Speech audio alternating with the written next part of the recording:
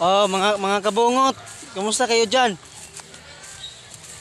Malapit na ang Pasko, dapat mayroon akong pamasko ngayong taon dahil last of December. Na pas sa tao sa natawa atong Ginoo katong December 25 dong kaning bakang labi ngon bakang labi no. Na mo nang bakang labi.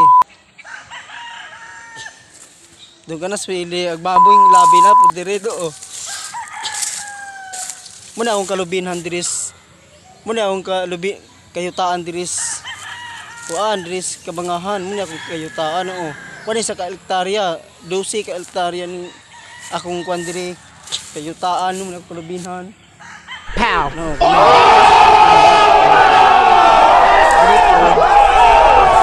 Muna akong kawayanan no. Na muna kawayanan dong panas labi ako man ang amigo na dapat mag-aral si labi ng mabuti sa iyang pinag-aralan sa yung lumilipas na taon tapos bagyo ngayon dahil masama ang panahon baka umulan yata mamaya or mamayang gabi meron po disco doon sa ginagawa mo barangay Punahon o barangay Kabangahan karong Sabado sa Ligaon ugma pa dong maato ming labi diris among kayutaan kanas labi ako mo ng amigo mo man konsyal diris Kabangahan tapos bigla siyang nagbago tapos ito ang bahay niya vulcanizing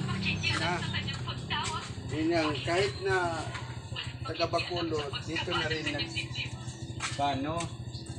nag-vulcanize. Nagpabukit. Tingnan mo yung may-ari ng motor, Ilonggo yan. Tagalog ba? Tahuning. Ilonggo yan, yung may-ari ng motor.